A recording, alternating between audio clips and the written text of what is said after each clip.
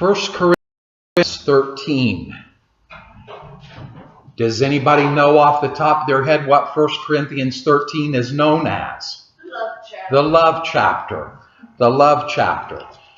And so last Sunday by video, because we weren't here last Sunday, but last Sunday by video, we started a little bit of a series on love.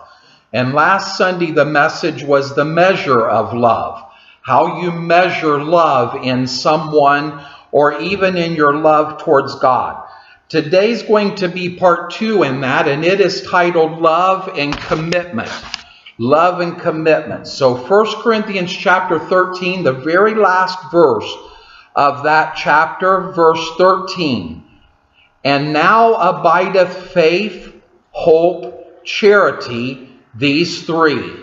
But the greatest of these is charity.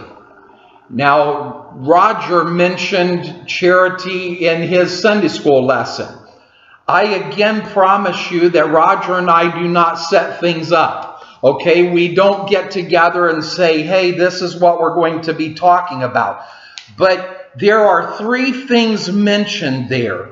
Faith, hope, and charity. But the greatest of these, the one that will last beyond everything else, is charity. We'll get to what that actually means here in just a couple of minutes. So just stick with me. I have used this quote numerous times. I have it in several messages. I have written about it. And so if you've been around me at all, you have probably heard me quote this quotation that was done by the former Dallas Cowboys football coach.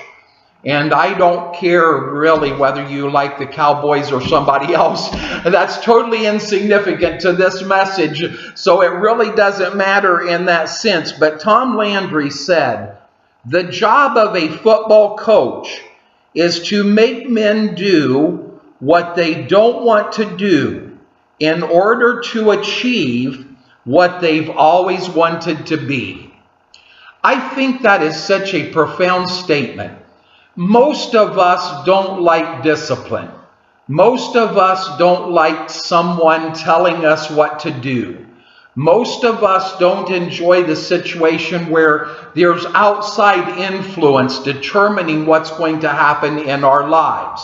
We like to have control of things. But it is really the job of those, and not just football coaches, but those that are accountability partners with us. Those who take an interest in our spiritual life. It's important for them sometimes to get us to do what we really don't want to do in order to become what we have always wanted to be. I think if you didn't want to be a good Christian, you probably wouldn't be here today. I think if you didn't want to be a good Christian, you would probably be home watching TV or sleeping in or going to the store or going to the laundromat or those. But how do we become a good Christian? We have to have discipline in our lives, in what we are doing. We have to be focused on the things that are important. Because the reality is lots of people are doing lots of things and really not accomplishing very much. We in the American society are some of the busiest and most rushed people in the world. If you don't believe that, just get out on the road and you'll realize how rushed we are. I was laughing this morning. I was out doing some things this morning. Probably while you guys were still in bed, maybe not, but probably while you were still in bed. It was still dark outside and the moon was shining bright. I was coming back down Story Street, heading back towards home, and I saw a deer run across the road. Now, if you've ever dealt with deer, you know that deer do not run alone. So where there is one, there is more. And so I slowed way down, and there was a doe coming right on the edge of the road. And And I stopped because I thought, I'm smart enough to know that I need to stop. You're not smart enough to know that you need to stop. You'll run out in front of me. And it was really kind of something, because as I came to a dead stop there, the doe turned sideways and stopped and just turned her head and looked at me like somehow she understood that I was in a car and she needed to not run out in front of me. So I waited there for a couple of seconds, and then she finally let me know, I'm not coming across there. I'm going to stand here. And so I drove on, and as I looked in the rearview mirror, I saw not only her, but 4 other deer come out from behind and follow her across the road. And I thought, wow, that was really something. You talk about slowing me down from the rush that you're normally in. And Saturday and Sunday are just like a blur to me most of the time. You're just going and doing everything that you can in that period of time. We are so busy. We are rushing everywhere that we go. And yet, most of the time, we feel like that we're really not accomplishing much of what we really want to accomplish.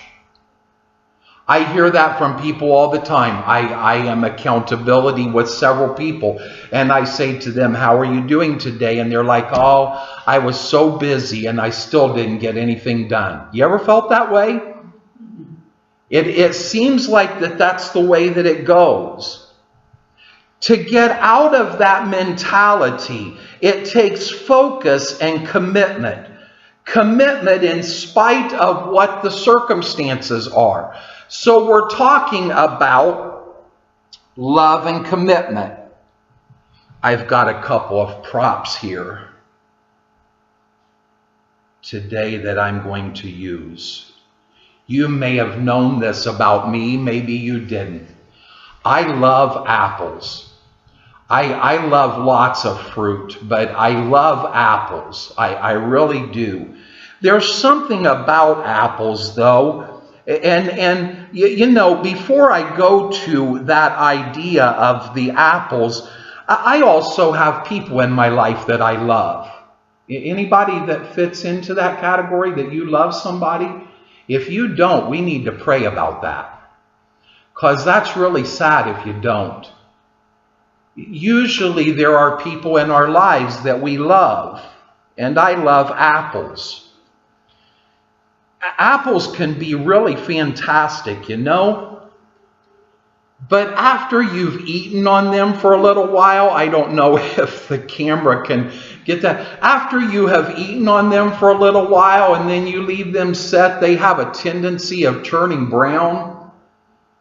And they don't look very appetizing anymore. You kind of think, you know, that apple doesn't look good to me whatsoever. So what is my response to that? I throw that one away and I go get a new one. A brand new bright red apple that I can chew on for a little while and eat and find pleasure from that until it will do the same thing eventually, because this apple once looked like this apple. Okay? So that's the truth. It once had the same characteristic as this beautiful red apple. I'm trying to make sure that the camera can pick that up as well. So you have that comparison of, when I say I love apples, there's qualifications to that love that I say that I have for apples. Because I'm sorry, if you hand me an apple like that, I'm not going to appreciate that. I will throw it in the garbage.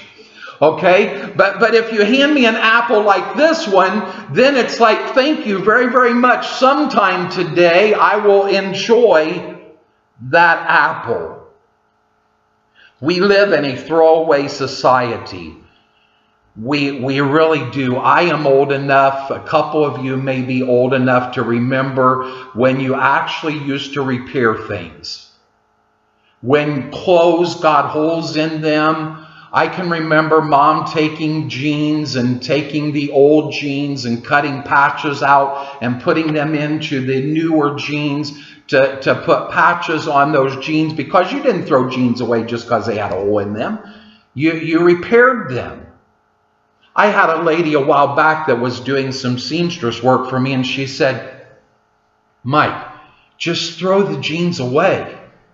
It's only $15 to go to the store and buy new jeans. Just throw the old ones away. Why do you want to try to repair these jeans?" That's the mentality that we've come up with, such an immediate society that everything has to happen just like that. Just like that. I want it to operate in my way of doing it. I want it to be on my timetable. And that's the attitude that we have about things. It is inherent in us. I really am not getting lost in this. I'm just trying to flow in the story. It is inherent in us to need to give love and be loved. This world is such a big, lonely place sometimes. It just feels like that really nobody cares, and the people that say that they care don't act like they care. And so we need to have someone that loves us, and we need to return that love back to them. And the truth is that the love of one person isn't enough. We need the love of everyone that we come in contact with. You don't ever meet people as a human being and say, "I hope they don't like me." Have you ever done that? Have you ever said, "I hope they don't like me"? No. You always hope that they like you. You always hope that and I see that in counseling a lot of times. Let me clarify what I'm saying in this. We want our mom and dad both to love us. We want our spouse and children to love us. We want our siblings to love us. We want our extended family to love us. That would be like grandparents, aunts and uncles, cousins. So we want all of them to love us. We want the people at church to love us. What happens if you come to church and you feel like that nobody loves you? You won't be coming very long, will you? I've told the story about the little elderly lady that I just loved. She's long since gone on to be with the Lord. I just loved the lady. But she had this disposition about her that she always felt like that nobody loved her. And so I had to take her out to eat on a regular basis and say, "Everybody loves you. Everybody wants you to be here. Everybody cares about you." And she'd say, "Okay, I'll keep coming." But you knew next month you was probably going to have to do it again, because there was just that disposition. So it becomes important to us to feel like that we are loved. Lots of times people come for counseling because they felt like that mom and dad didn't love them, or one of them didn't love them. And they deal with that. They carry that baggage in their lives that they go through. There's people that come for marital counseling because they feel like that their spouse doesn't love them. There's people that come that deal with issues with church people. You hear that all of the time. The main reason somebody gives you why they don't want to come to church is because somebody mistreated them in church. And so consequently, church is filled with hypocrites because somebody mistreated them. I'll tell you a little secret. Church is filled with hypocrites. And if you come, you'll add one more to the list, because we all have flaws and faults and failures. And so if you're looking for the perfect church, my dad, who was a pastor for years, used to say that all the time. If you find a perfect church, don't you go there, because if you do, you'll ruin it. So it's the reality of who we are, but it's that sense of, I need to be loved. I need somebody to let me know that I matter in this big, dark world. Here's the connection of relationship.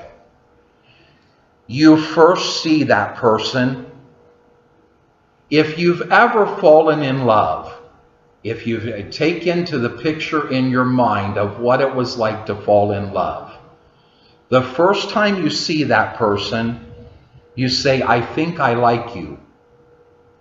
Then you say, I really like you.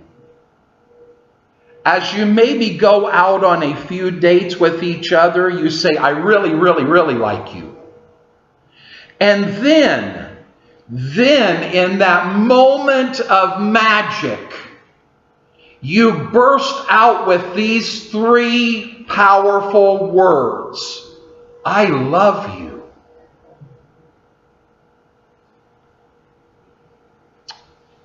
But what does that really mean?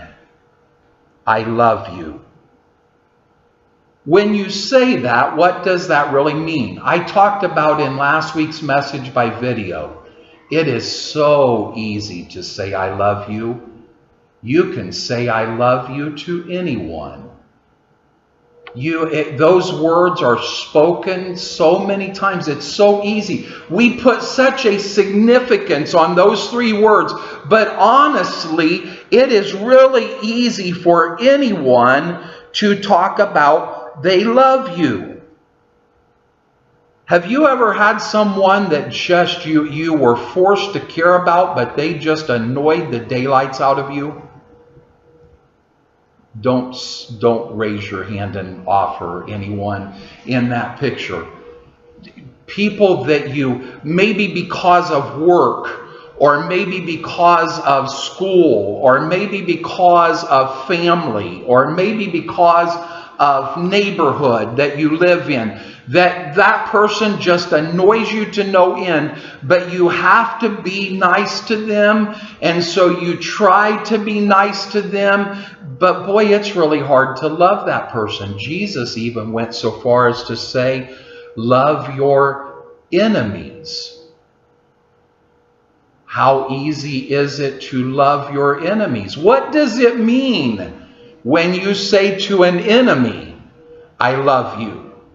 What does that have the same connotation as I love an apple?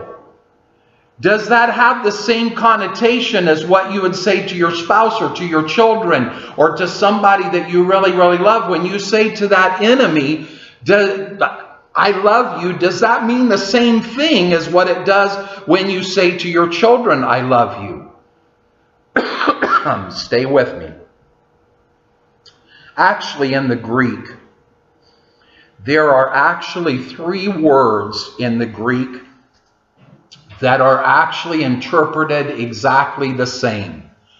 So when those three words would be used, it would say love. That would be the actual interpretation to all three. But they mean totally different things from each other. In fact, they're not even related to each other, even though they are all three interpreted love.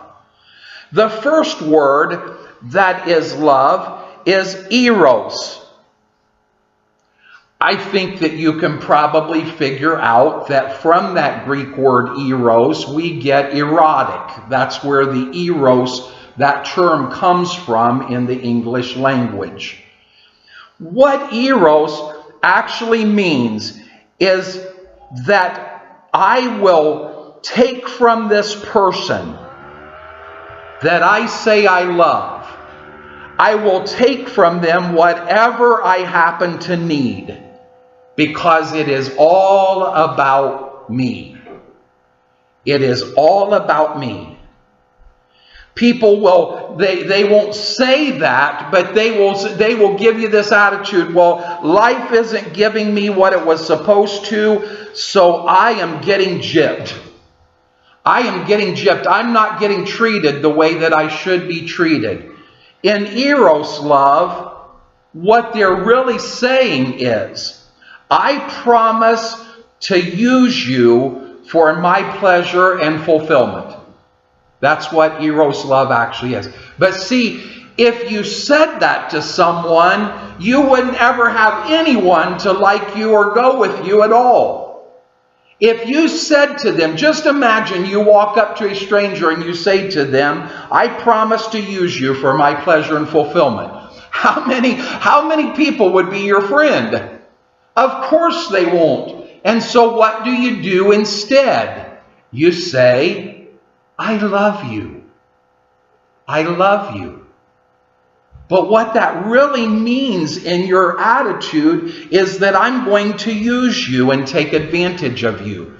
The second word for love is phileo.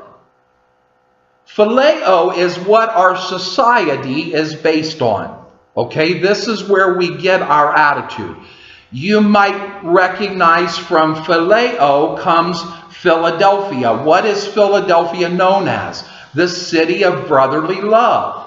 That's where that concept comes from, of where the name Philadelphia comes from, is from that second term that means love, phileo. It is saying, I'll give to you only if you give to me. So if you love me, I will love you back. Okay? Here's the mentality of that. If someone says hi to me and I don't respond to them hi back, what are they going to think of me? They're going to think I'm a jerk. They're going to think I'm a jerk. I spoke to you. I said hi to you. Sometimes people, that happened to me today. I was sitting there parked. A guy and his wife got out of their car and he turned and just waved at me just as great big as could be, like he knew me forever. I had no idea who he was, and he didn't have any idea who I was either. There was no recognition there, but he was nice enough to wave at me, so what was my response to him? I smiled at him and waved back, even though I didn't know him, because that's what's expected. If you show that to me, I will show that back to you. So people say to you, I love you. What is your response? I love you too. How often does that I love you too actually mean anything? My wife and I did that all of the time. I was on the road all of the time. I was constantly going. And you know, sometimes people say, well, Mike, why are you so strong-willed about this? Because the ministry for many, many years caused me to absolutely be away from my children and wife when I should have been there. My son graduated college. I wasn't there. I was on the road preaching. My daughter went her first day to kindergarten. I wasn't there. I was on the road preaching. It happened all of the time. And now I have this attitude of when I say I will be there, I mean I will be there. So this week I will go to Illinois, and it doesn't matter if anybody is mad at me about that. It's not that I'm disrespecting anybody. It's just that it doesn't matter, because I will be there, because for so many years I wasn't there. See, it shifts the attitude from just saying, I love you too, to say, when you say, I love you too, it actually has something behind it. But in phileo, it is just simply saying, I love you because you love me. And here's the reality. You have to be perfect all of the time and take care of all of my needs, or else I will get mad and you won't be my friend anymore. That's phileo. Because phileo is based on a mutual agreement. As long as you love me and fulfill me, I will love you and fulfill you. And the moment that you don't anymore, then I will kick you out of my life. With just have you ever had friends that did that to you? Have you ever had friends that maybe you didn't exactly do what they wanted when they wanted, and they just kicked you out of their life? Because now you're brown and chewed up. And so we don't really care about, Does that make me not love apples? No, I still love apples. But when you don't fit up to what it is that I want you to fit up to, then I'm just going to forget about you and move on. Okay, the third word. I am a King James Version person. That's what I read from. That's what I read in my own devotional time. That's what I use. That's what I memorized verses from. So if I quote a verse, that's where I learned it from. And so that's why I am more comfortable in the King James Version of the Bible. I struggled a lot with trying to understand, because the third word for love is agape. That is the love of God. That is the ultimate love. And that is the word that is used in 1 Corinthians 13. And yet the King James interpreters interpreted it into charity. And that's the way they put that. And I always thought, I wonder why they did that.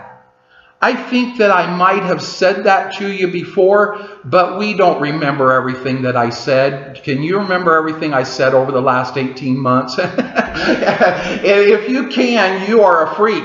I'm sorry for saying that, but I can't even remember what I said over the last 18 months. I can't. So it is, the idea is, and listen to the difference. Now, let me just recap. Eros is saying, I will use you for my personal fulfillment and pleasure. Phileo says, as long as you love me, I will love you back. Agape says, I know that you can never pay me back, but I'll give you love anyway. That's the attitude of charity. See, if I give you a loan, you come to me and you say, I need some money. Could you loan me, I'm just going to make up an amount. Could you loan me $200? I need some money. Could you do that? And I say, okay, I will loan you the $200 under this circumstance, condition. And you're going to sign a contract with me that says that you're going to abide by this agreement with each other. It is at 8% interest, compounded daily. That means that you're getting cheated, okay? It's compounded daily. That means that you're getting cheated. And you have to make this payment at this date every month in order to pay this back. Because I expect you to pay back what I have given you. Charity says, you need help, I will help you.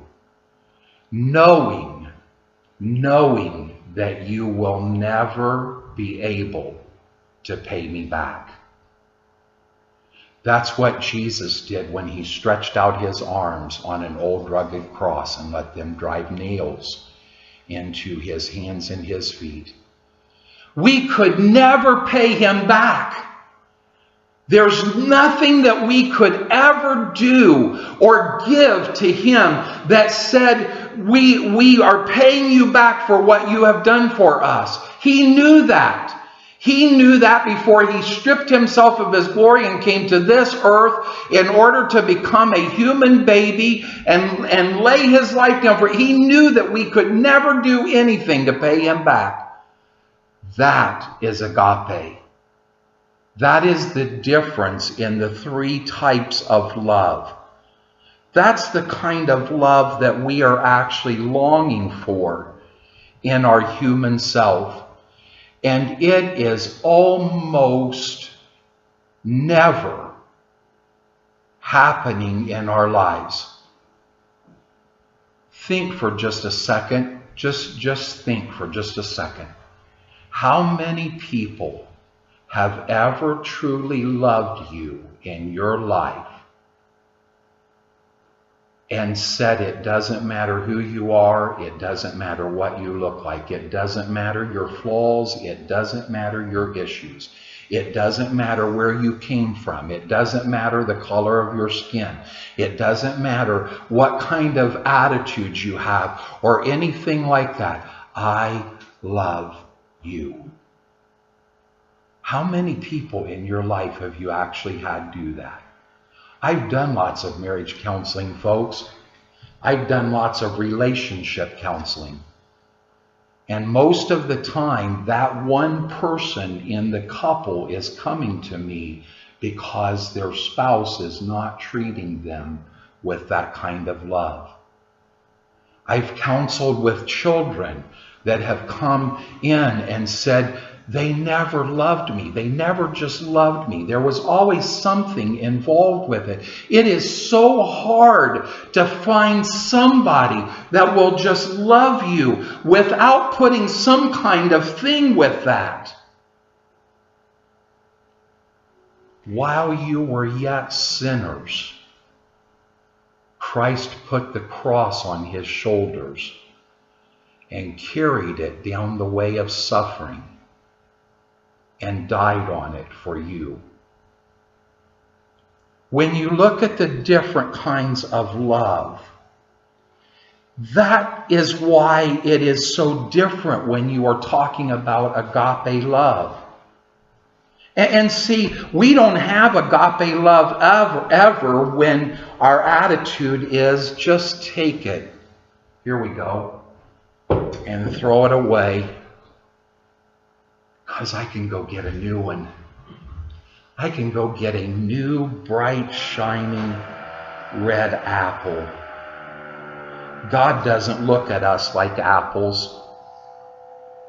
We shouldn't look at him that way either.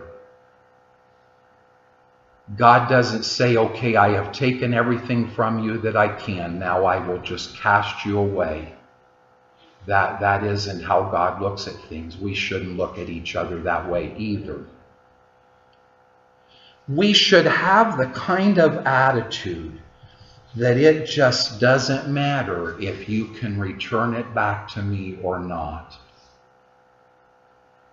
So the writer of the scripture, which was the Apostle Paul that wrote 1 Corinthians chapter 13, verse 13, as he closes out this phenomenal statement about what it is to have charity. You can have all of the gifts, you can have all of the things, you can have everything in your life, and it comes to nothing unless you have charity. And there is faith and there is hope. Two very, very important things. Very, very important things. Faith and hope are very important in the spiritual realm. But all of it will pass away because the greatest of all of it is charity. Agape. Love that says, I don't need you to be able to return anything back to me. I will just love you because of who you are. I've heard Roger make that statement before in Sunday school class. You can't do anything to make God love you more or less. Now, if you choose to reject him, he will choose to allow you to do that and end up in hell because of that. But if you go there, you will go there because of your choice, not because God said you didn't do it the right way, so I'm going to throw you away. It's the essence of realizing. So if I say to each one of you, if I was to come down off of the platform and look you in the eyes today and say to you, I love you, maybe before you just simply responded back and said, I love you too, maybe you might want to find out exactly what I mean when I say I love you. Because again, I can say I love you and I want you to fulfill me and pleasure me. Or I can say I love you, but it is only as long as you return that love back to me. Or I can say, when you have nothing left and you're all brown and you're all rotted and there's nothing there, and you can never return anything back to me, I love you just the same. That is the commitment. So think about it in your life. When you say to people around you, I love you, what do you mean when you say that? That's between you and God. Thank you for listening.